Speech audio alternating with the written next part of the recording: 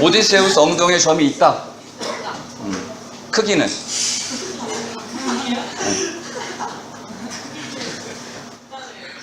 좋아요. 그 오디세우스의 엉덩이의 그 점은 사람들이 칭송하면서 노래를 지어서 부를까요? 안 부를까요? 에이, 안 부르지. 그럼 어떤 걸 칭송할까요? 오디세우스 가장 큰 업적은 뭐죠? 이타카의 왕으로서 트로이 목마, 또 하나 귀향을 해가지고 기울어지는 나라를 바로잡았다. 두 가지죠, 그죠? 위대한 영웅의 탄생을 노래로 기리는 거죠. 이걸 명예라고 합니다. 이거를 고대 그리스어로 클레오스라고 그래. 근데 이 클레오스에 아주 좀 노토리어스, 뭔가 악명이 높은 사람이 하나 있어. 혹시 플라톤의 향연이라는 책을 읽어보셨나요?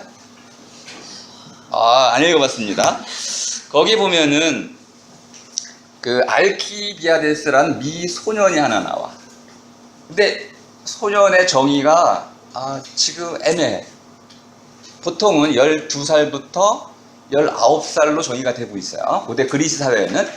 그런데 소년, 동성애 얘기를 할 때 소년을 건드리지 말라 그러면은 언제부터가 소년일까요? 이게 애매하죠, 그죠? 솜털이 나면 소년이 되는 걸까요? 안 되는 걸까요? 이 소크라테스의 애인이었죠. 그 소년 애인이었습니다. 이 알키비아데스는 미소년으로 전 폴리스, 그리스 전역에 폴리스는 몇 개였을까요? 아테네는 한 15만 명 정도 인구, 모든 폴리스에는 군대가 있습니다. 그러니까 지금식으로 얘기하면 화성시 인구가 한 60만 정도 되죠. 그러면 화성시에 군대가 없습니다. 자체 군대가 없죠, 그죠? 근데 모든 폴리스에는 자체 군대가 있어. 그리고 완벽한 지방 정부인 거죠. 고대 그리스에는 이런 폴리스가 한 1200개 정도 있었습니다. 그 중에 아테네와 스파르타 가장 강성한 폴리스였는데, 아테네가 지배했던 폴리스의 숫자는 몇 개쯤 될까요? 몇백 개? 네, 327개쯤 됩니다. 그러니까 엠파이어였던 거죠. 아테네는 제국이었습니다. 이 모든 제국의 이름을 떨쳤던 클레오스의 1순위 누구라고요? 알, 키, 비, 데스. 누구라고요? 알키비아데스. 가문의 이름을 가지고 이름을 줬습니다. 한씨 가지고 한상우라고 지은 거죠. 알키비아데스는 그렇게 유명한 미소년이었기 때문에 모든 나이든 남자들이 선망했던 1순위 사랑 대상, 연인이었던 거죠. 그 알키비아데스가 유일하게 사랑했던 남자가 가장 못생긴 누구? 소크라테스였던 거죠. 근데 이 알키비아데스는 개인의 명예만 추구했어. 그래서 아테네가 알키비아데스를 결정적인 순간에 추방을 했습니다. 도편 추방이라는 걸 해가지고, 그러자 알키비아데스가 아테네를 버리고 스파르타로 배신하고 도망가. 그리고는 스파르타 가가지고 아주 융숭한 대접을 받습니다. 적대국이었는데. 그러다가 스파르타에서 또 다시 아테네를 침략하기 위해서 알키비아데스에게 네가 최선봉에 서라. 그러니까 스파르타를 배신하고 가장 큰 적이었던 페르시아로 또 도망을 가.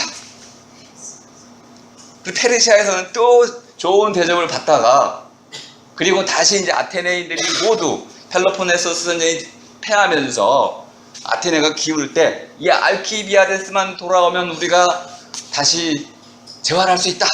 그래가지고 그냥 애걸복걸하면서 알키비아데스의 귀국을 다 바라고 있습니다. 그래서 나중에 알키비아데스가 아테네로 돌아오지만 결국은 암살을 당해요. 그러니까 첫 번째 클레오스를 얘기했네요, 그죠? 아킬레우스, 알키비아데스처럼 그 누구도 따라갈 수 없는 개인적인 명성을 추구하던 사람들이 있었고, 결국 이런 사람들이 나라를 망하게 만들죠.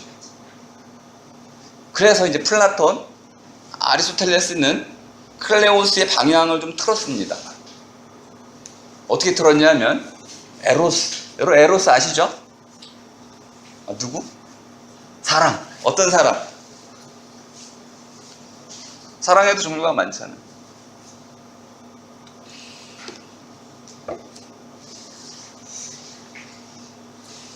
에로스 어떤 사랑? 남녀 간의 사랑? 그것뿐이야? 육체적인 사랑? 플라토닉 러브? 좋습니다.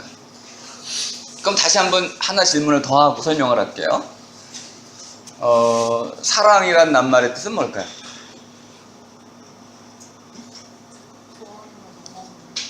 좋아하는 걸 넘어서는, 좋아한다의 뜻도 알고 있어야겠네. 네, 좋습니다. 사랑한다는 것은 사르다, 불을 태운다는 뜻이에요. 불타오르는 거죠. 근데 혼자서 불타오르는 게 아니고 자기 둘이 장작개비야. 그래서 모닥불이 되는 경우, 모닥불. 그 모닥불 서로의 장작개피들이 모여가지고 불꽃을 피우죠. 이렇게 타오르는 불꽃을 벗이라고 그래. 이런 종류의 타오르는 사랑, 이것을 우리가 사랑이라고 불러요. 사랑은 뜨겁네. 그런데 이 장작개비는 남자, 여자만일 필요는 없어. 부모님에 대한 사랑도 가능했던 거죠. 여러분이 부모님을 그렇게 남자친구 사랑하듯이 막 불타는 마음으로 부모님을 사랑한다면 진정한 사랑. 돈만 받을 때만 사랑하면은 가짜 사랑. 네? 사랑에도 진짜 불이 있고 가짜 불이 있어. 속이는 불이 있어. 에로스는 이런 뜨거운 사랑을 말하는 거예요. 그것이 남녀간일 수도 있고 이제 약간 방향을 바꾸려고 합니다. 아킬레우스는 나라에 대한 사랑이 아니고 개인의 명예를 사랑했어요. 플라톤, 아리스토텔레스는 이런 것을 모두 공동체, 폴리스에 대한 사랑으로 바꿔놓으려고 그랬어요. 평생의 과정이었어요. 평생. 펠로폰네소스 전쟁이 BC 404년에 발발을 합니다. 그때 플라톤이 철학 활동을 할 때야. 나라가 기울어지는 걸 보면서 이제 왜 이게 기울어지는지를 파악하게 된 거죠. 아테네인들은 저마다 잘났어. 그래서 개인적인 명예만 추구해. 요거를 어쨌든 공동체에 대한 사랑, 에로스로 바꿔놔야겠다. 그럼 모든 사람이 클레오스를, 명예를 추구하면서도 공동체 붕괴는 막을 수 있는 길이 생긴 거죠. 플라톤이 위대한 것은 이런 어려운 시기에, 나라가 망해가는 시기에 그것이 왜 원인이 되었는지, 그리고 어떻게 해야 되는지 정확히 진단하고 올바른 방향으로 철학을 했기 때문에 그런 것이죠. 지금까지도 그래서 플라톤이 널리 읽히게 됩니다. 자, 두 번째 뜻은 폴리스에 대한 사랑. 그러면 폴리스에 대한 사랑은 맹목적이어야 될까요? 그럴 수 없어요. 만일 한 명이 통치한다면은 그 통치는 공정할 수 있을까요? 네, 그러면 어떤 법을 만들어야 되죠? 한 명이 통치할 수 없도록 법을 만들어야겠죠. 그럼 몇 명이 하면 좋을까요? 10명? 또 고대 그리스 사회에서는 50명을 기준으로 삼았어요. 50명 정도면 민의도 잘 수렴할 수 있고 또 한 명이 모든 국가 정책을 좌지우지할 수는 없을 거라고 봤던 거죠. 다시 말하면 국가에 대한 사랑, 폴리스에 대한 에로스를 가장 합리적이고 이성적인 방식으로 구체화하기 위한 이런 합리성의 발달이 꼭 필요했던 거예요. 그걸 주로 했던 것이 바로 철학이었습니다. 그럼 어떤 방법을 했을까요? 오늘의 주제는 어떤 방법을 했어요? 그렇지. 역시 CEO들이 좋아, 그죠? 앞자리들이 좋습니다. 뒷자리는 나중에 이제 분명히 알고 계셔야 됩니다. CEO는 분명히 앞자리에 앉아. 그리고 CEO는 돈을 줘. 들으면서 돈 받고 듣지 않아. 돈을 주면서 듣는 게 CO야. 일반 시민들은, 저도 시민 강좌 많이 하지만 일반 시민들은요, 돈 받으면서 들으려고 해. 도박장 가면 두 종류의 사람이 있습니다. 어떤 사람이 되고 싶은지 말이 비유가 좀 안 좋은데, 도박장 가면은 하루아침에 100억을 잃어버려도 괜찮은 사람이 있어요. 그 사람은 100억을 잃어버리러 옵니다. 무엇을 위해서? 어? 재미 또는 금방 배운 거. 알키비아데스. 그렇지. 100억을 잃어버리면 어떡합니까? 사람들이 기립박수를 치죠. 그리고 딱 한마디 하는 거야. 나는 100억을 하루아침에 잃어버려도 괜찮은 사람이야. 사람들이 존경하지 않을 수가 없는 거죠. 돈이 지배하는 시대에 모든 사람은 돈을 벌고 싶어 하는데, 하루아침에 아무렇지 않게 돈을 쓰는 사람이 있고, 끝까지 죽을 때까지 돈에 대한 미련을 못 버려가지고 돈 벌려고 하다가 결국 죽는 사람들이 있는 거죠. 누가 자유로운 사람이야? 사실 둘 다 자유롭지 않아요. 우린 제3의 길이 또 있다는 것도 알아야 됩니다. 자, 이런 것들은 수많은 방식으로 토론이 돼야 돼. 어떤 길이 가장 올바른 길일까요? 모르죠. 사람마다 여자가 보는 것과 남자가 보는 것, 또 나이 든 사람이 보는 것과 젊은 사람이 보는 것은 세상 자체가 다릅니다. 그러면 첫 번째 우리가 존중해야 될 것은 다르다는 사실 그 자체. 그 남자가 힘이 있다고 여자를 무시하면 안 되는 거고, 여자가 매력이 있다고 남자를 무시하면 안 되는 거죠. 남자와 여자는 달라. 그래서 그 다름을 존중하지 못하면 상호가 안 돼. 서로 도와줄 수도 없고 원수가 되는 거죠. 다름을 인정하는 생각보다 어렵습니다.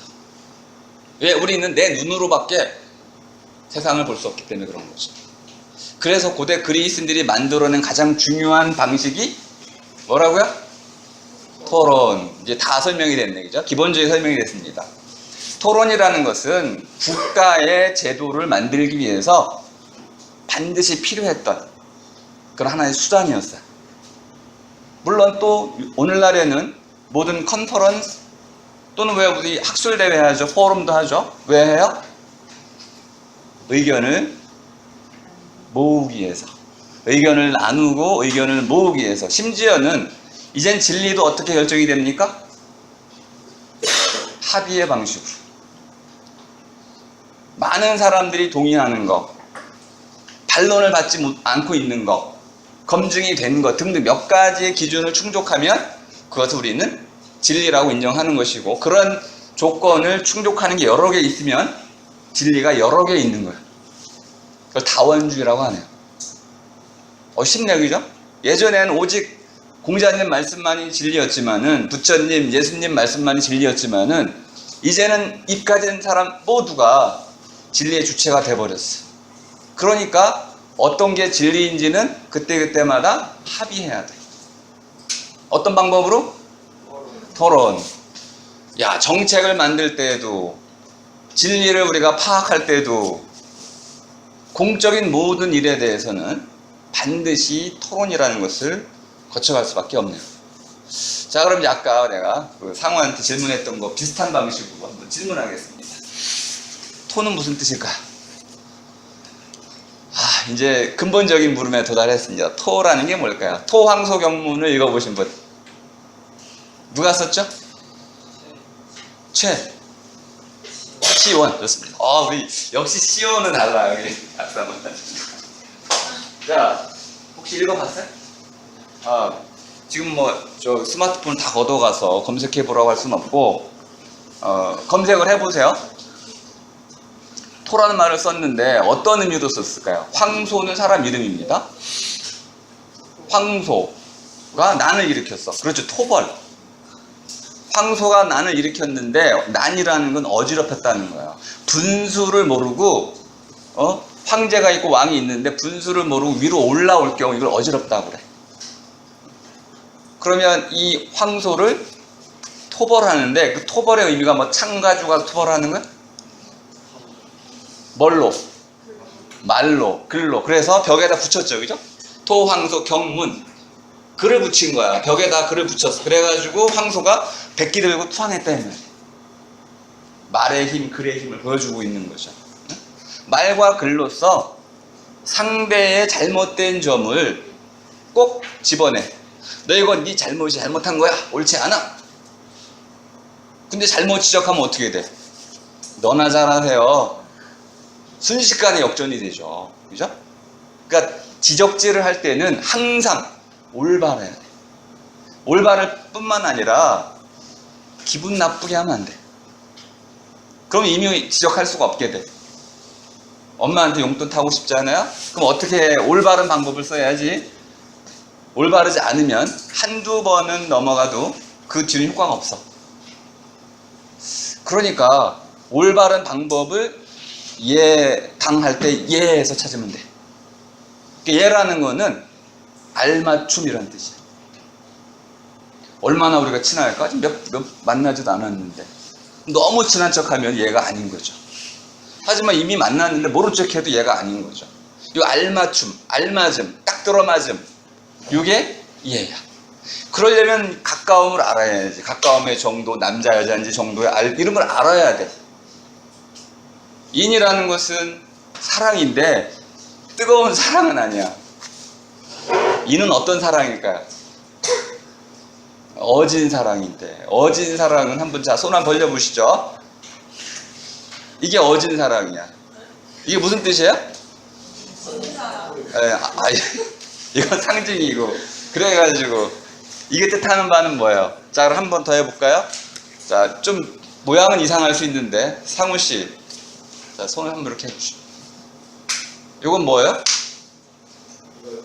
찌르면 모진 거, 나누는 거, 찢는 거, 공격하는 것이고, 이게 악이야. 그러면 요거는 그렇지. 이게 어진 거야. 근데 어떻게 품어야 되겠어요? 잘 품어야죠. 그죠? 그러니까 그때마다 우리는 사람을 품어야 하는 그 방식이 다 달라져. 품긴 품어야 되는데 어떻게 품어야 돼요? 예. 어떻게 품어야 돼요? 알맞게. 이게 바로 예야. 그런데 강제로 품으면 안 되지. 당당하게, 자신감 있게, 주체적으로. 이게 예 당이네. 멋진 이름이네, 그죠? 우리 이 이름을 지어준 누군가에게 한 박수 한번 주세요. 자, 이제 토의 뜻은 여러분이 다 아셨어요, 그죠? 토의 뜻을 모르시는 분은 없죠? 우리 알고 계시겠지만은, 여기 있는 요거는 마디촌인데 한번 손을 들어보세요. 손가락에 뭐가 있어요? 마디 있죠. 여기 촌이야, 마디. 근데 마디에 이렇게 구부러지면, 구부러지니까 휘울 수 있고 연결시킬 수가 있네, 그죠? 그 마디라는 것은 끊으면서 이어준다는 뜻이에요. 마디의 뜻은 끊으면서 이어주는 거. 영어로는 뭐라고 그러죠? 좀 어렵지. 상우 씨, 영어로는 분절, 마디 나누기, 이걸 뭐라고 그래? CO도 가끔 틀려. 아티큘레이션 뭐 있습니다. 그런 게 있어요. 그죠? 마디라는 것은 이것과 저것을 연결시키는 한 방식인데 서로의 동일성과 차이성을 동시에 인정해주는 방식. 그러니까 우리가 이 토를 얘기할 때 요거는 법도라고도 할 수 있는데 적절한 만큼을 의미한다 이렇게 하시면 되겠어요. 이게 예네 뭐. 그러니까 얘가 아니면 보지도 말고, 얘가 아니면 듣지도 말고, 얘가 아니면은 말하지도 말고. 누가 말했어요? 공자님이 하시잖아. 그게 바로 요거예요. 그러니까 말을 어떻게 하라고요? 절도 있게, 알맞게, 딱 들어맞게, 진리로 하라는 거죠. 올바른 말로써 누군가의 잘못을 바로 잡는 것, 이것이 바로 토였고, 논이란 말은 논어의 논자네요. 어라는 말과 언이란 말이 있습니다. 논어는 왜 논경, 공자경 이렇게 안 하고 왜 이상한 이름을 붙였을까요? 분명히 공자님께서 하셨으니까 굉장히 높은 이름을 붙였어야 되는데 경, 논, 서, 별기 이런 식으로 글의 높낮이가 있어. 동양 전통에는 가장 높은 글을 진리를 담아놓은 글을 뭐라고 그래요? 경. 뭐가 있어요? 불경 또 어? 성경 또 두 개밖에 몰라? 응? 또 뭐가 있어요? 경 들어가는 거. 우리 불교에는 몇 개의 경이 있어요? 8만 대장경이지. 예? 이렇게 진리 그 자체를 담아놓은 글을 뭐라고 부른다? 경. 근데 경이 쉬워요, 어려워요? 이걸 풀어놓는 글을 뭐라고 그래? 논. 논문, 논. 논이라는 거는 진리의 말씀이 왜 그거 진리가 되는지, 왜 이렇게 말씀하셨는지, 그걸 풀어놓는 거를 뭐라고 한다? 논. 그럼 공자님 말씀은 논이 되겠어요? 경이 되겠어요? 경이 돼야 되는데 왜 논어라고 그랬을까? 이게 조금 비슷해. 근데 뜻을 알고 나면 쉽습니다. 일단 이 언이라는 말은 목구멍에서 뭐가 나가고 있어요 지금? 소리. 그러니까 말을 하다 이런 뜻이야. 언이라는 거는 말씀, 말하기. 그럼 내가 물으면 자기가 대답을 하죠. 대답하는 건 뭐라고 그럴까? 옛날엔 그것을 어라고 불렀어. 그러니까 어라는 말은 누군가 말하고 누군가 그 말에 대해서 대답한다는 뜻이야. 그러니까 말을 주고 받는 걸 어라고 그래. 그러니까 논어니까 무엇인가 누군가의 진리의 말씀에 대해서 제자들이, 공자님의 제자들이 그 말씀이 무슨 뜻인지 또 왜 그렇게 말씀하셨는지를 자기들끼리 풀어가지고 공자님께서 질문하신 그 질문들에 대해서 나름대로 대답을 한 거예요. 그러니까 공자님의 물음에 대한 제자들의 답변 이런 식으로 이해가 되네요. 그러니까 이건 누가 쓴 글이겠어요? 제자들. 역시 시어들은 다르죠. 그러니까 논어는 제자들과 그 공자님의 공조라고 이해할 수가 있겠습니다. 공자님 말씀이지만은 공자님 직접 쓰신 게 아니고 제자들이. 그러면 이제 이렇게 얘기해. 갑론을박을 하겠죠. 이 스승님 뜻은 그런 게 아니야. 이렇게 갑론을박하면서 무엇이 정말 스승님의 뜻이었는지를 찾아 나가겠죠. 가지런히 만들어 나가겠죠. 정리정돈을 하겠죠. 이것을 뭐라고 한다? 논이라고 한다. 그러니까 토는 바로잡는 것이고 잘못을 바로잡는 게 토고, 논은 수많은 이야기들, 수많은 논의들을 가지런하게 정렬하는 것을 논이라고 한다. 쉽네요, 그죠? 자, 그럼 이제 토론을 붙여봤습니다. 토론이란 낱말은 언제부터 있었을까요? 오래됐죠. 얼마나 오래됐을까요? 예? 고대 그리스? 아니, 고대 그리스인들이 언제 한자를 했지? 놀라운 발견을 하셨네. 이 논어에 나오는, 제가 나눠드린 거기에 이제 논어가 언급이 되어 있죠. 처음에 나와 있어요. 그죠? 첫 문장에. 논어에서부터 시작이 됐는데, 이 토론이란 말을 가장 많이 쓴 왕이 있는데 누굴까요? 세종대왕일까요? 정조대왕일까요? 정조예요. 그죠? 정조대왕이 가장 많이 썼고, 고려 때도 토론이란 말을 많이 썼습니다. 그러니까 토론이란 말은 현대의 용어가 아니고 오래전부터 써왔던 말이에요. 그 토론의 맥락을 좀 알을 필요가 있네요. 자, 토론과 가장 많이 헷갈리는 게 뭐죠? 토의. 토론이라는 건 분명히 어떤 문제가 있는데 그것을 바로 잡는다는 게 꼭 들어가야 됩니다. 토론에는. 바로 잡는 건데, 나를 바로 잡는 게 아니고 누구를? 상대방을. 토론 다 된 거죠. 따지는 거야. 너 잘못했잖아. 바로 잡아. 고쳐. 이렇게 얘기하는 게 토론이고, 토의는 친구들끼리 하는 거야. 협조. 그 상호가 잘하는 거지. 서로 도와가면서, 야, 우리 같은 팀끼리, 우리 한 팀이 돼서 토론할 건데, 어떻게 하면 잘할까? 이렇게 서로 도와가면서 어떻게 잘할 것인지 하나의 목표, 하나의 목적을 이루기 위해서 협력해가는 그 이야기. 그것은 토의. 그래서 요거 의라는 것은 말을 맞춰 나가다 이런 뜻이에요. 발 맞춰 나가듯이 서로 목적을 향해서 발을 맞춰 나가는 것, 뜻을 맞춰 나가는 것, 이것이 토익. 어렵지 않네요, 그죠? 자, 토론과 토익 하도 많이 헷갈려 하니까 간단히 정리를 해드려 봤는데, 영어로 이렇게 디베이트라고 표현하고 디스커션이라고 표현합니다.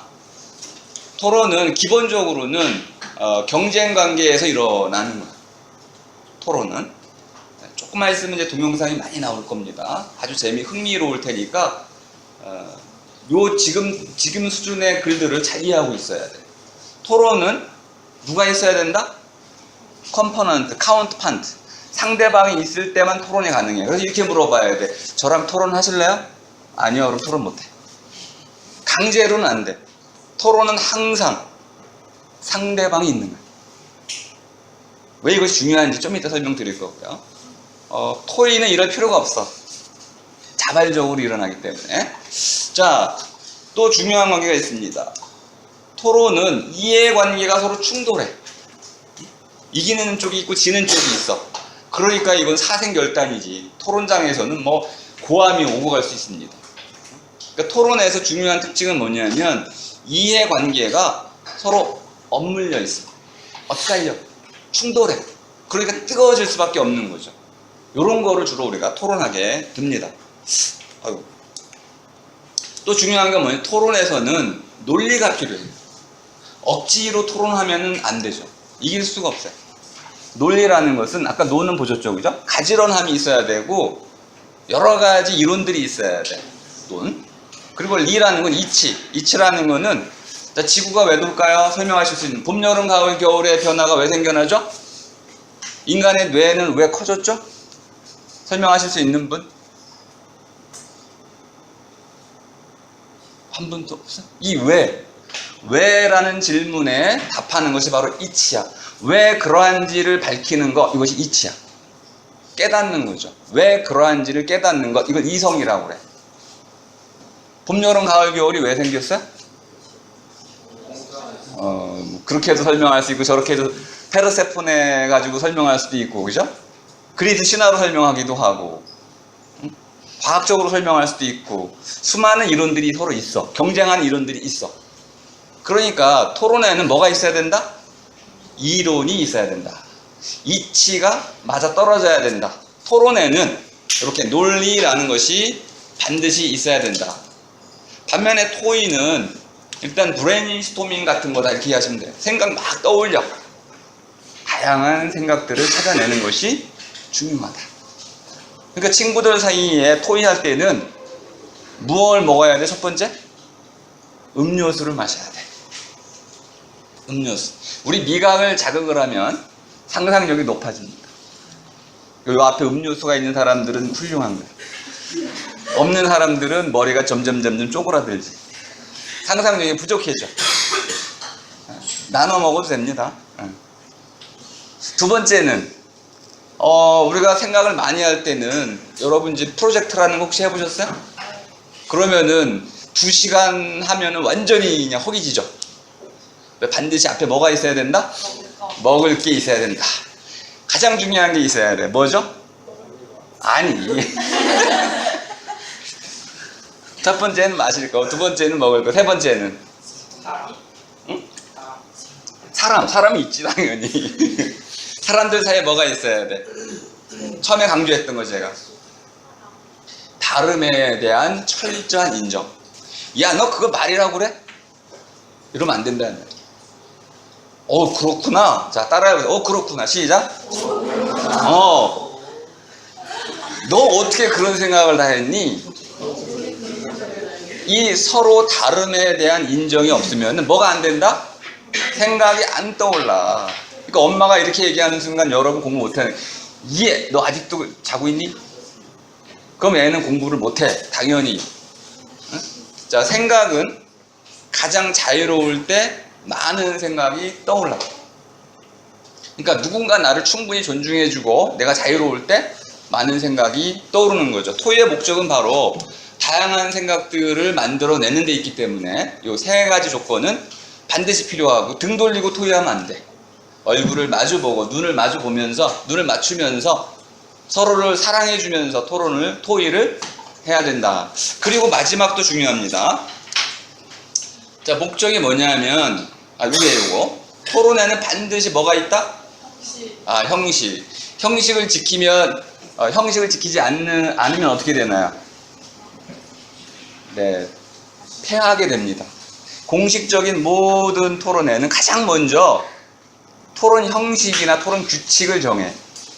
그리고 그 토론 형식과 규칙을 어기면 그냥 패배가 됩니다. 여러분들에게 주어진 형식은 반드시 잘 숙지하고 꼭 지켜야 됩니다. 반면에 토의에는 그런 것이 없고 자유로운 거죠. 자유로운 발언. 막 상대방 말을 끊어도 되겠죠. 서로의 다름만 인정한다면 끊임없이 많은 이야기들을 통해 가지고 더 많은 생각이 일어나도록 하면 훌륭한 거죠. 그래서 뭐가 필요하다? 조크, 농담이라는 것이 반드시 필요한 거다. 아무리 위험한 상황에서도 저는 이제 서부 영화를 보는 시대에 자랐어요. 여러분 나이 때 맨날 뭐만 나와 맨날 틀면은 황야의 무법자. 근데 신비로운 게 하나 있어. 적은 한 10명인데 주인공은 혼자서 그 시가를 질겅질겅 씹으면서 아주 태연하게 저기 있는 그 소굴로 막 걸어 들어가죠. 근데 결론은 어떻게 나요? 다 죽여. 어떻게 저런 일이 가능할까? 이유는 농담에 있는 거야. 농담. 그 주인공은 인생을 뭐처럼 살아요? 농담처럼 살아. 정말로 자기 목숨에 대해서 연연해 하지 않는 거야. 농담이란 그런 거야. 이 문제가 이렇게 중요하다고? 이 세상에 중요한 게 뭐가 있어? 자, 그리스인들이 던졌던 질문 하나를 해볼게요. 이 세상에서 가장 힘센 게 뭘까요? 모든 걸 다 이기는 거.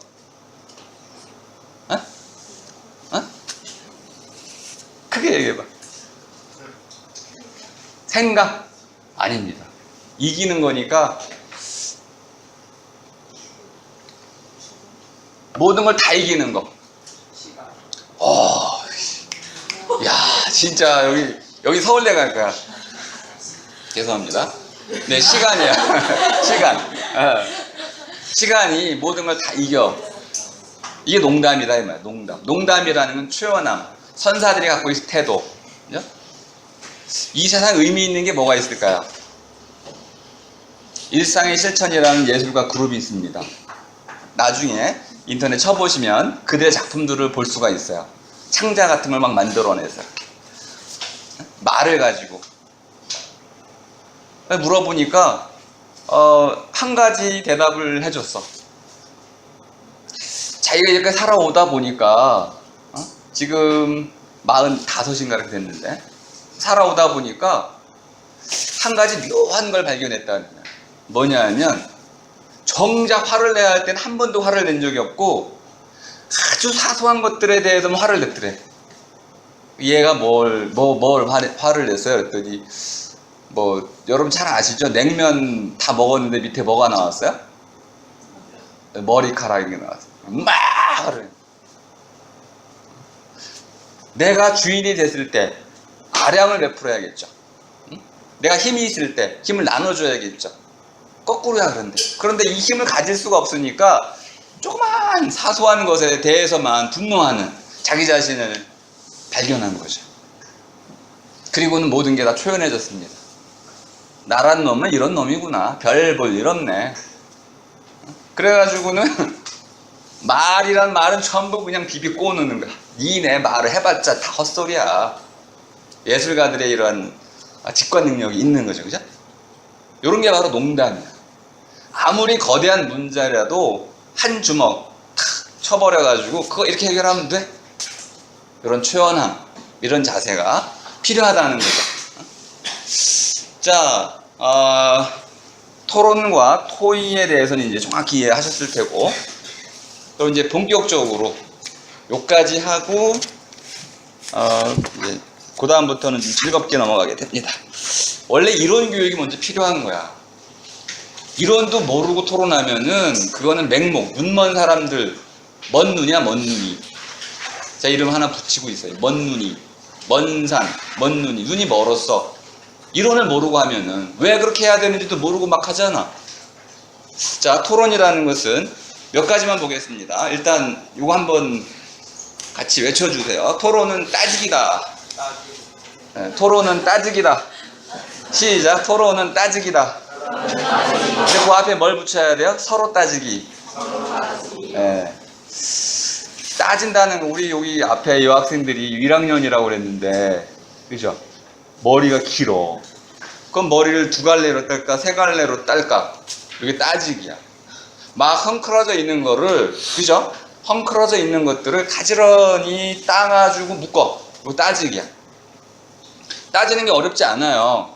옳고 그름을 가리면 되는 거예요. 똥오줌 가리듯이 옳고 그름을 가려가지고 옳은 건 옳다고라고 그른 건 그르다고 하면은 따지는 거야. 그런데 첫 번째 조건이 있었죠? 뭐가 필요했어요? 너 나랑 따지게 할래? 토론할래? 상대방이 동의하지 않으면 난 토론할 수가 없어. 그걸 강제야. 그러면 폭력이 되는 거야. 부모와 자식 간에도 마찬가지야. 엄마가 일방적으로 야 뭐 토론하자 싫어요. 토론엔 첫 번째 조건이 바로 자유입니다.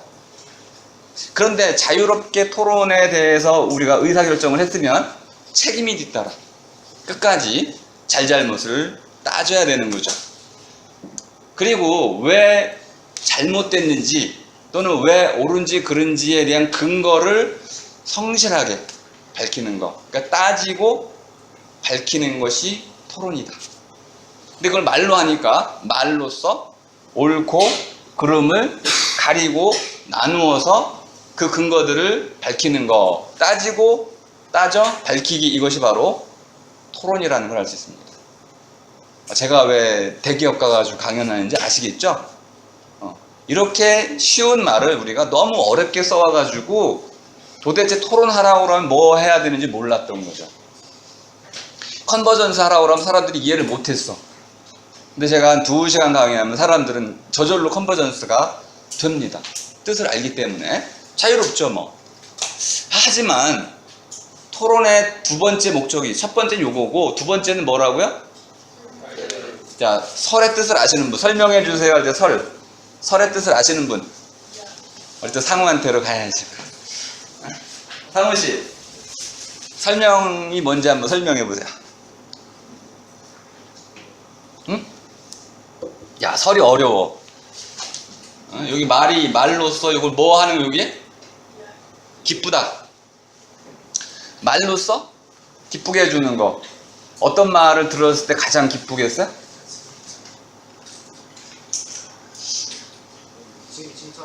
칭찬. 또. 야, 요건 세속인이네, 세속인. 인정을 위해서라면은 뭐든지 한다. 좋아요, 이런 거. 이러면 세속적인 인간이야. 진정한 인간이라면 뭐에 목숨을 걸어야 됩니까? 다시. 내 몸? 목표. 어떤 목표? 좋습니다. 이 설에 갖고 있는 가장 중요한 특징은 뭐냐면, 제가 이렇게 한번 질문해 볼게요. 조금 설명을 드릴 테니까 긴장하지 않으셔도 돼요. 우리 이번엔 한 3번째 칸으로 가겠습니다. 3번째 칸에. 거기도 아까 보니까 CEO들이 좀 있었는데, 요즘 맨 끝에. 3번째. 누군지 아시겠죠? 단발머리. 네, 그렇지, 거기.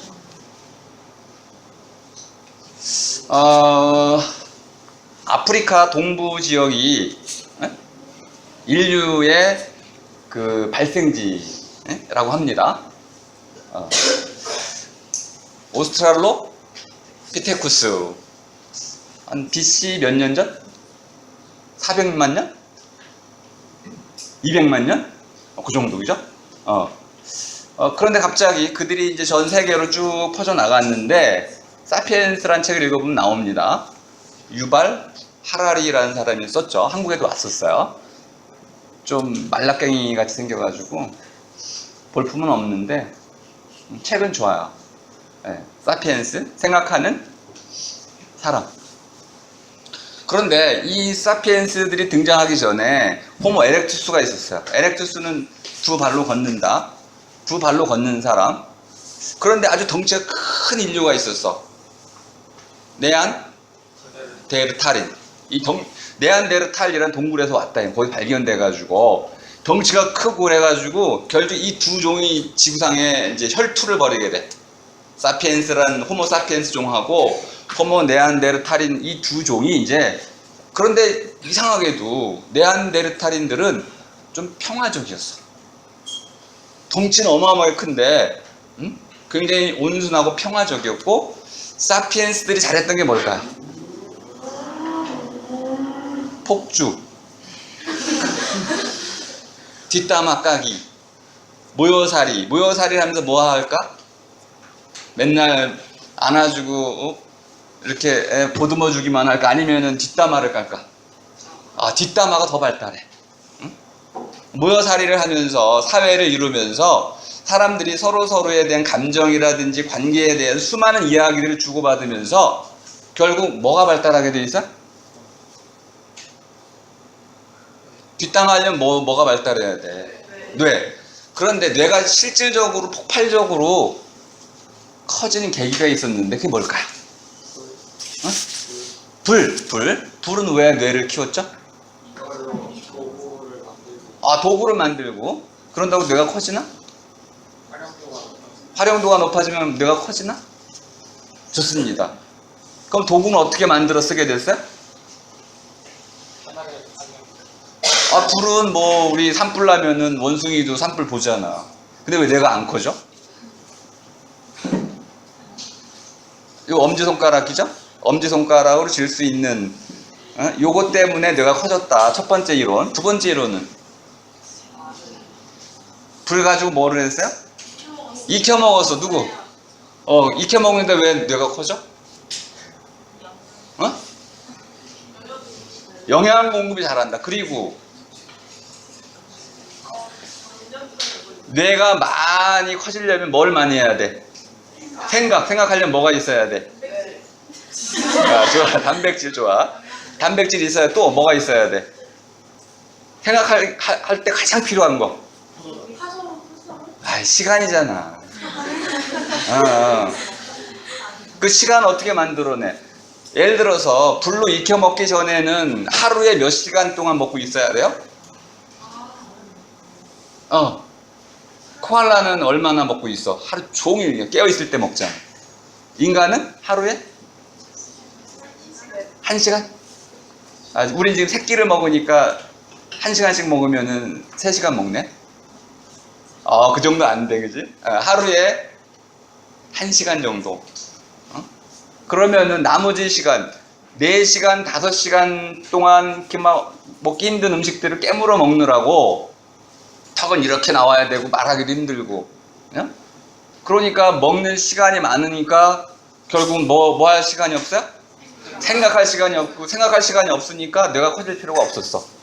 그런데 이제 먹는 게 부드러워지니까 턱도 안으로 들어가고 말도 잘할 수 있게 되고 시간도 남아 생각 많이 하고 뒷담화 해야 되고. 그런데 이거 가지고 아직 모자라. 결정적인 게 뭘까요? 오래 산다. 또 아주 결정적인 게 뭘까? 아니야. 결정적인 건 신체에 있어. 몸에 있어. 몸. 어디에 있을까? 얼굴 중에 있어. 얼굴 중에 직립도 연결이 되고. 직립도 아주 중요해. 눈이야. 눈. 자, 우리 초식 동물의 눈은 어디에 달렸나요? 옆에 있죠. 왜 그래요? 그렇지. 포식자를 살피기 위해서 눈이 180도 이상 봐야 되기 때문에 360도까지 보기 위해서 옆에 달렸어. 그런데 육식동물은 다 어떻게 눈이 되어 있어요? 모든 육식동물은 어디에 있다고? 앞쪽에. 그러면 이제 퍼스펙티브 뷰라고 하는 입체 감각이 있어요. 입체 시야. 요거는 우리의 뇌의 시각 정보를 곱하기 3배 늘려줘. 그럼 뇌가 폭발적으로 증가하지 않으면은 이걸 처리할 수가 없어. 그럼 왜 앞을 보게 됐을까? 거리가. 그럼 높이 올라가 살았다는 거죠. 나무 위에서 살았어. 그러다가 내려와가지고 먹을 게 없으니까 들판으로 나가야 되는데 들판에 뭐가 있어? 우리 포식자들이 있어. 그러니까 어떻게 해야 돼? 일단은 도망을 가야 되는데 어그작 갈 수 없어서 어떻게 한다? 예, 골반이 어떻게? 작아지고 좁아진다. 골반이 좁아지면 생기는 문제, 여자들. 애를 못 낳게 된다.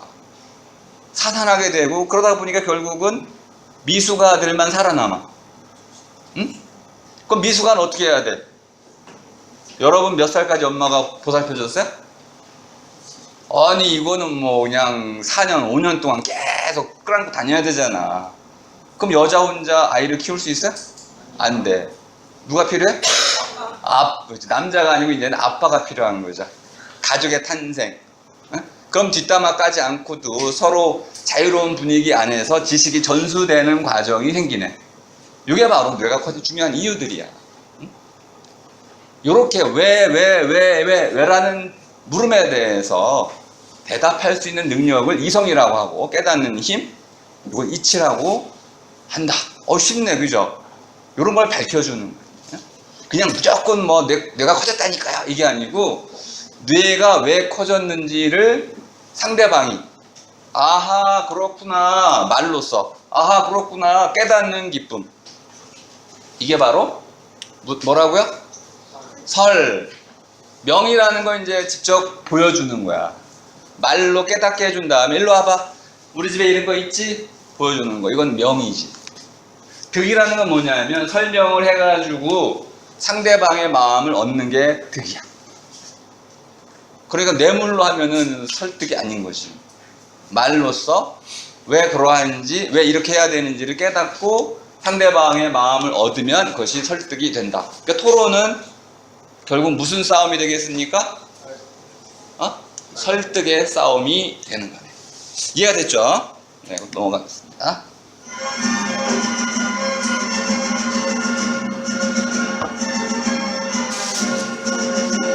자, 지금까지 한 얘기를 간단히 정리를 하겠습니다. 요거 무슨 뜻인지 아시죠? 무슨 뜻이에요?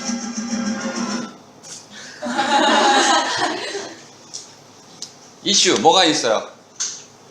뭐가 있어? 이슈라는 건 문제거리라는 뜻이야. 우리 그 지하철역 다니다 보면은 파는 거 있죠? 빅 이슈.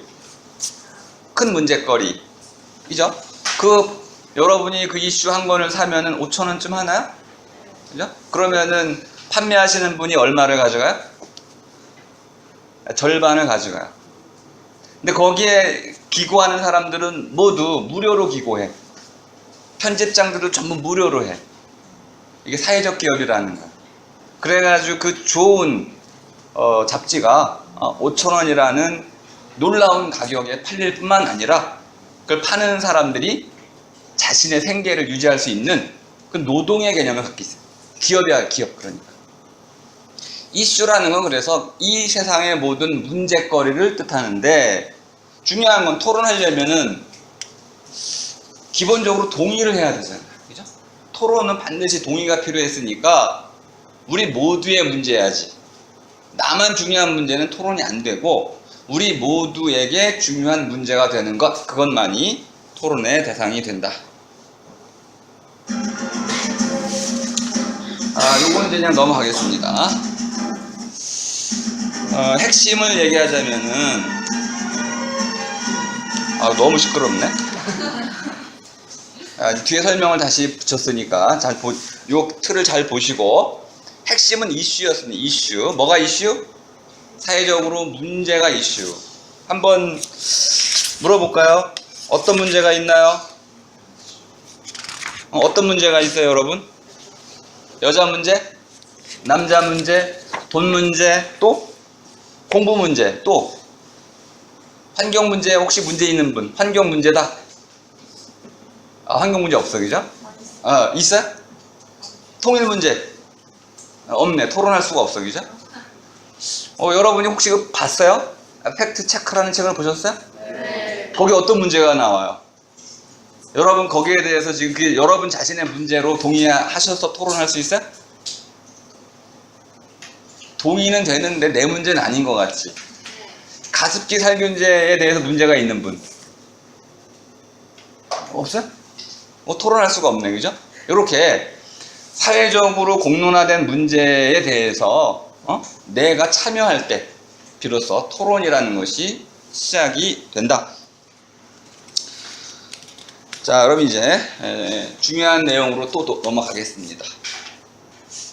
빨리 넘어갈 테니까 여기는 안 들어도 돼요. 빨리 넘어갈까요? 첫 번째는 왜 토론을 해야 되냐면은 결국 토론의 목적이 중요한 거죠. 설득하기 위한 거. 가습기 살균제 이런 거 안 되잖아요. 위험하잖아요. 그죠? 그럼 이걸 막아야겠죠. 누가 막아야 됩니까? 정부가 법을 만들어야겠죠. 이게 마지막 목적이죠. 국민을 설득해가지고 국민으로 하여금 이런 법을 만들도록 하는 게 목표입니다. 그걸 강제로 할 수 있나요?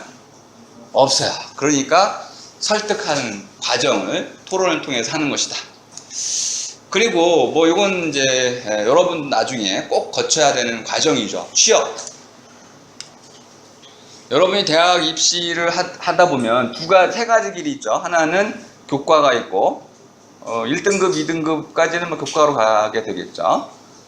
학생부 같은 경우도 좀 이런 활동을 잘 하신 분들은 교과가 조금 떨어져도 이런 학생부 활동이 좋으면 보통 서울대, 성대, 서강대 이런 데는 이런 학생부 활동이 뛰어난 학생들을 선호합니다. 학교마다 선호도가 좀 달라.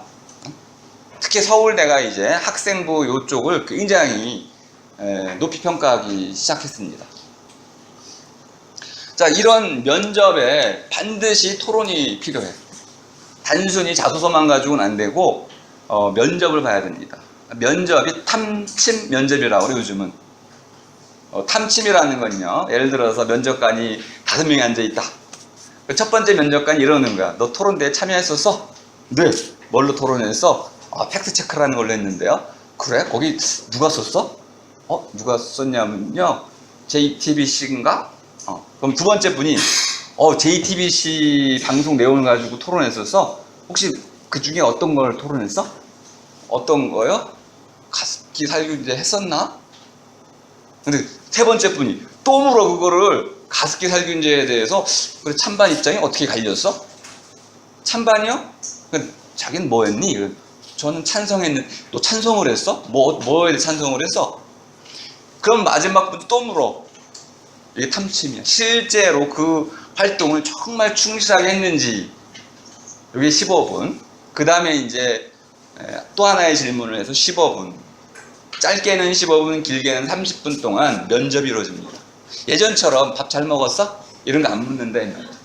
이제는 바뀐 거야, 시대가. 우수한 인재라는 건 글로서 알아볼 수 있는 것이고 말로서 알아볼 수 있기 때문에 토론이란 방식을 통해 가지고 우수한 인재를 뽑고자 합니다. 여러분들은 생활기록부, 학교 생활기록부에 많은 난을 적을 필요가 없고 전문화된, 특화되어 있는 여러분이 정말 에로스, 열정을 바쳐서 할 수 있는 그 일을 써야 돼. 그럼 분명히 알아봐주고 대답만 잘하면 조금은 성적이 떨어져도 분명히 들어갈 수가 있습니다. 이런 데 도움이 된다. 자, 그럼 이제 요건 이제 여러분들이 어려워하실 거니까 간단히만 넘어갈게요. 뭘 가지고 토론할까요? 딱 한마디로 정의하면 돼요. 우리끼리 토론하고 싶은 거 가지고 하면 돼. 여러분들이 TV에서 저를 못 보셨겠지만은 토론 프로에 좀 나갑니다. 그러면은 어떤 이제 제안이 들어오죠. 혹시 이런데 토론해 주실 수 있어요? 그러면 싫어요. 잘 모르는 주제는 토론할 수가 없네요. 내가 관심 있는 주제는 토론하겠죠. 토론의 기본이네, 그죠? 네, 꼭 지켜주셔야 되고. 자, 이제 지금부터 좀 재미난 과정입니다. 혹시 적을 때가 있으면 좀 적으시면서 보시기 바랍니다.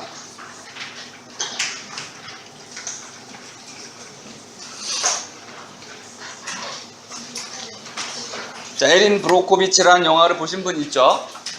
환경에 관해서는 뭐 이미 오래전에 많이 알려져 있는 그런 영화입니다. Helpful. I think is it okay if I write some of this stuff down? Sure. Because I have so many questions. I want to know about how the plant works and the cooling towers, just everything. So they used a hexchrome here and used cooling towers as an anti-corrosive. Then they dumped the excess water 자, 이제 그 유명한 I don't remember seeing any 어이? pond up there. Unless this is an old picture, they've been covered over, and not too carefully, because if you dig one 제가 그러는 게 아니고 얘가 저절로 그렇게 되는 거예요. dirt as green as a fucking shamrock. And that's what was the examination. 아, 좀 그러네. 말로 좀 설명을 할게요. 그 지하수 오염이 일어났는데 중크롬이라는 것이 지하수 속으로 연결이 돼가지고 10몇 년 동안 흘러서 많은 사람들이 죽고 또 암에 걸리고 고통을 받고 있어요. 그래가지고 이걸 집단 소송을 하게 됐어요. 가장 유명한 집단 소송의 사례를 혹시 아시나요? 나이아가라 폭포와 관련된 러브 카날 분쟁이라고 해가지고 아주 유명한 사례들이 있습니다. 뭐 환경 분쟁에 관해서는 우리 한국에도 많이 있죠, 그죠? 근데 이런 환경 분쟁의 가장 어려운 점은 뭐냐면 피해자들이 불특정 다수이기 때문에 주체가 좀 불명료하고 또 인과관계, 원인과 결과상의 필연적인 관련이 있다는 걸 증명하는 게 쉽지가 않다는 거예요. 그러니까 지금 토론 과정에서 이걸 보여드리냐면 토론의 첫 번째가 뭐냐면 문제가 뭔지를 찾는 거라고 그러죠. 이슈, 문제를 찾는 거. 그러면 여러분이 팩트 체크라는 책을 읽는다면 그냥 방송으로 보시면 토론할 수가 없어요. 뭘로 보셔야 돼요? 토론으로 봐야 돼. 그럼 가장 먼저 뭘 찾아내야 돼? 이슈. 뭐가 이슈? 문제가 이슈. 문제를 찾아내는데 이 문제에는 반드시 뭐가 있냐면 연원이라는 게 있어. 그냥 일어난 문제는 없어. 모든 데는 다 이유가 있어. 그 이유를 찾는 거죠. 첫 번째 과정, 문제를 찾는다. 두 번째는 그 문제의 원인을 찾는다. 지금 문제의 원인을 찾고 있습니다. Well, it didn't help, but no, the problem actually started on the bottom. According to this, 자, 이제 뭐가 논의되고 있는지 잘 적으셨다가 제가 물으면 답변을 좀 해주세요. But guess what? Let's get that step. And here are the ponds, the plume comes down like this, and Hinkley is down here. It's like 14 years of hexchrome just flowing into the groundwater. Jesus. And this guy just offered all this information. Well, yeah, I mean, Nelson cares what's in those ponds. He used to spend half the day wading around, and that was his job. Shit.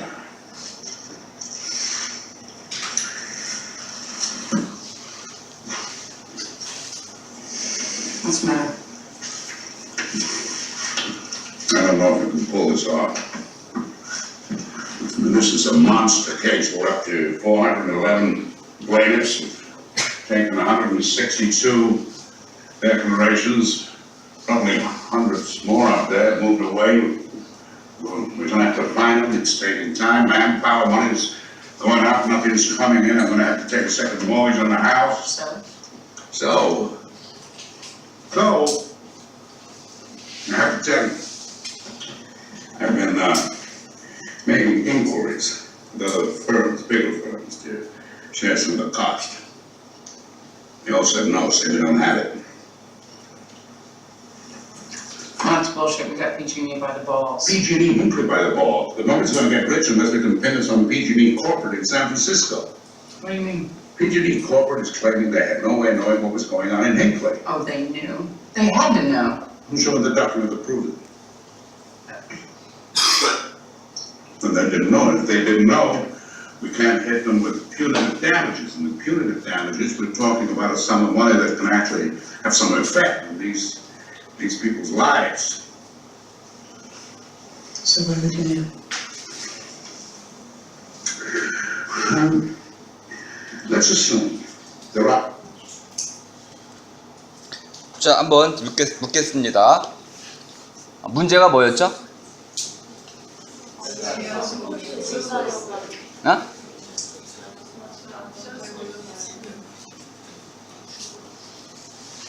네, 우리 세 번째.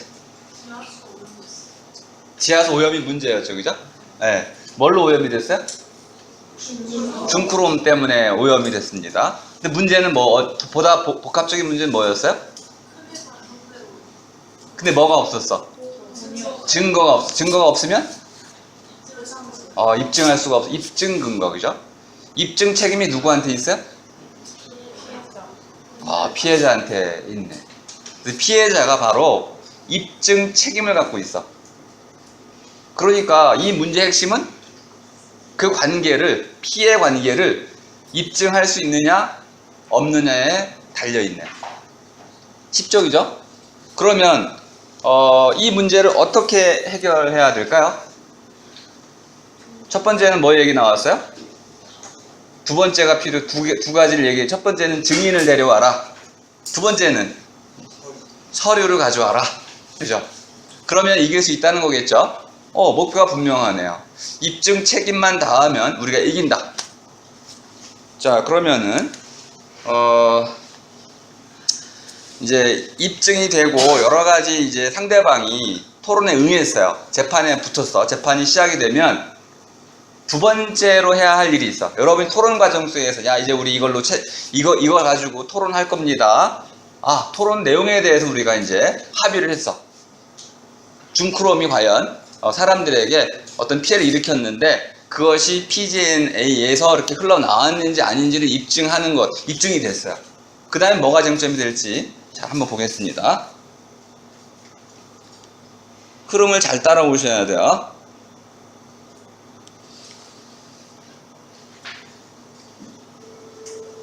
All right. I have before me a complaint on behalf of the residents of Hinckley, California, who have filed this lawsuit against Pacific Gas and Electric for damages, medical expenses, and personal trauma due to contamination of the groundwater in their area by the defendant. And I have here 84 motions to strike and demurs submitted by representatives of Pacific Gas and Electric, each one attacking the validity of this complaint. I have reviewed all of the information carefully. I'm ready to give my decision. Before I do, is there anything anyone wants to say? No, Your Honor. No, Your Honor. Very well. In the matter of the plaintiffs of Hinckley, California versus Pacific Gas and Electric, it is the order of this court that each of the 84 motions to strike and demurs are denied, and the causes of action against Pacific Gas and Electric are upheld. On a more personal note, as a resident here in Barstow, which is not far from Hinckley, I am disturbed by reference to evidence that suggests that not only was hexavalent chromium used, but that your clients actually sent these residents pamphlets telling them that it was good for them. Tell your clients they're going to try. 자, 이제 이렇게 해가지고 서로 토론이 합의가 됐습니다. 그 두 번째는 이제 그럼 뭘 가지고 토론해야 될지 두 번째 내용을 한번 보겠습니다.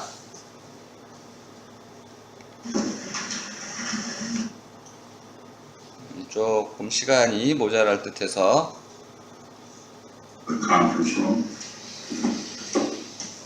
자, 쟁점화라고 적어 놓으세요. 쟁점화. 자꾸. I want to talk to you for a minute.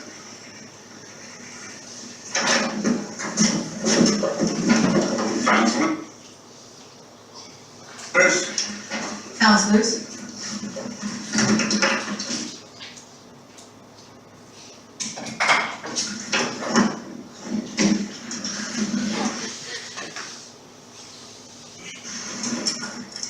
Let's be honest here.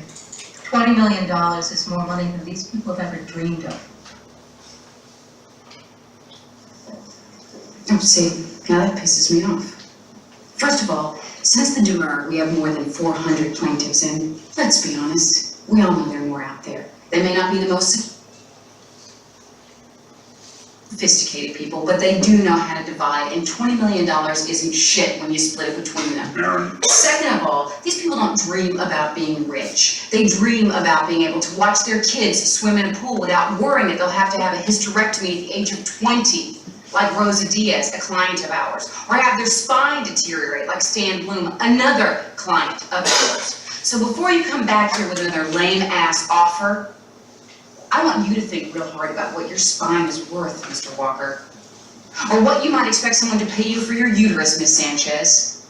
Then you take out your calculator and you multiply that number by 100. Anything less than that is a waste of our time. By the way, we had that water brought in special for you folks. Came from the well in Hinckley.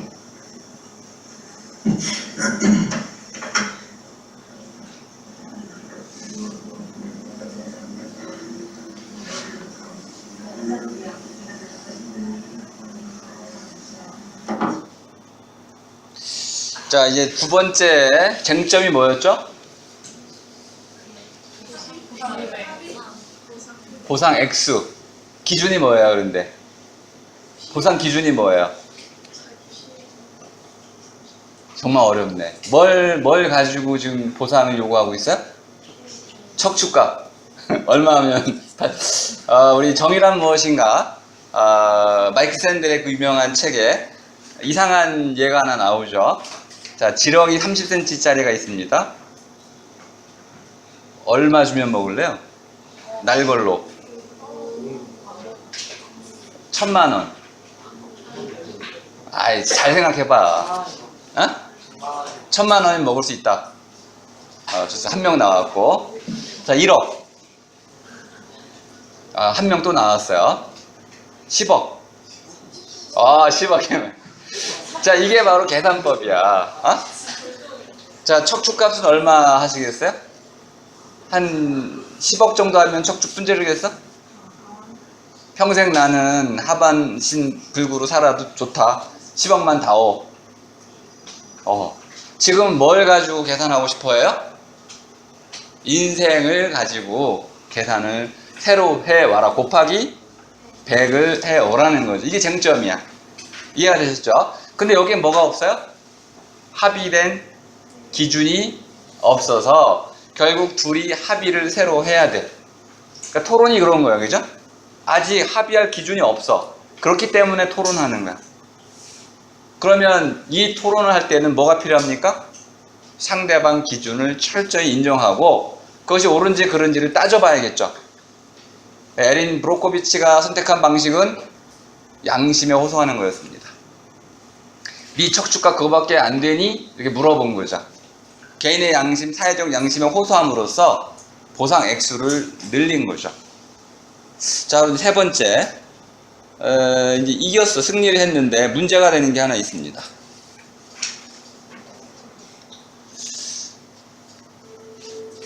All right. I have before me a complaint on behalf of the residents of Hinckley. 네.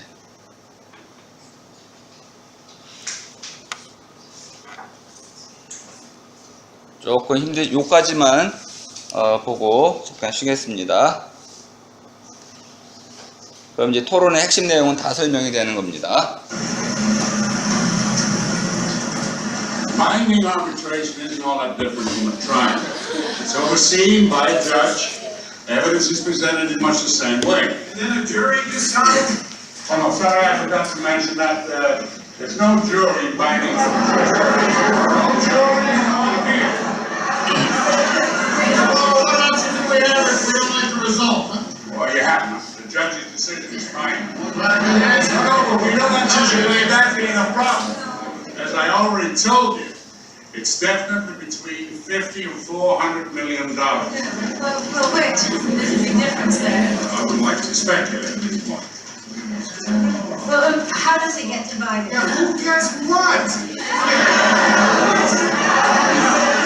My medical bill started 2 years ago, before some of the other people here. My daughter has been in and out of hospitals a lot more than his. It shouldn't matter when it started. People, listen, please. Please. Now, the point we have to address tonight is getting everyone to agree that going binding arbitration is preferable to a trial that could go on for 10 years before you see any money. Maybe some of us want to 자, 10년을 기다리겠다는 답이 꼭 있죠.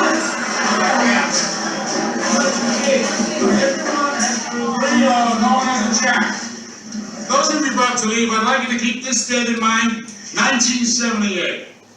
That's the year of the Love Canal controversy, and those people are still waiting for their money. Think about where you'll be in 15 or 20 years.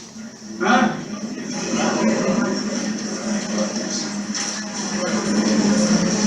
Now look, everyone, is this a big decision? Absolute, but I do not believe it. I wouldn't say this otherwise. 자, 질문을 좀 하겠습니다. 재판으로 가면 분명히 이길 거예요. 근데 지금 뭐가 없어요? 시간이 없어. 시간. 어떤 사람은 죽어가고 있어. 당장 병원비가 필요해. 근데 돈이 없어. 돈은 그 시간과 연결되어 있습니다. 10년, 20년 뒤에 받으면 사람이 죽고 없는 거죠. 자, 그럼 어떤 합리적인 해결책, 이기고 지는 걸 떠나서 이제 토론에서는 또 다른 요소가 필요해. 이기고 지는 것만 가지고 합리적 해결책이라고 할 수가 없어요. 모든 사항들을 함께 고려해야 돼. 무조건 10년 뒤에라도 난 이기겠다 이런 사람도 있죠, 그죠? 투사 같은 사람들이 있습니다. 하지만 토론을 하는 가장 중요한 목적은 그 안에서도 생각의 차이를 존중하는 거라고 말씀드렸어요. 어떤 사람은 난 지금 당장 우리 딸아이 병원비가 필요해. 근데 지금 돈이 없어. 그러면 이 중재를 통해 가지고 보상을 받아서 아이를 치료하고 싶은 거죠. 이런 사람들도 있는 거죠. 그럼 어떻게 해야 될까요? 합리적 대안책, 합리적 대안을 찾는 거.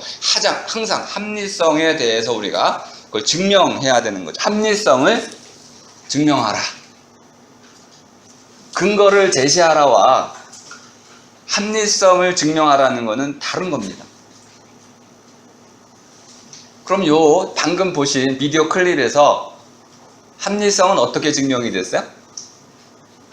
러브 카날 분쟁을 통해서. 무엇이 합리적이었죠? 결국은 시간이었어요. 시간. 그리고 그것 때문에 사람들이 다 설득을 당했습니다.